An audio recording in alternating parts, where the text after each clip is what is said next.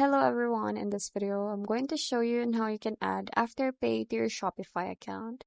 So first, just open your admin.shopify.com. Go ahead and go to that page. And from here, you will see the settings at the bottom left. Click on that one and you will see your store details right here. So tap on the payments. And then from here, just scroll down until you find this add payment methods. Click on that, and then from here, just have to tap on the search by provider, and then search the Afterpay, and then this result will then come up. And from here, just go ahead and tap on activate, and tap on connect. So once you click on that one, it will redirect you to another page. And then you just have to click on the install application. And then you will be redirected here.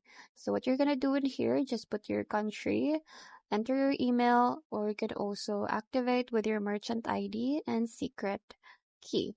So once you're done filling all these out, you will be then connected right away.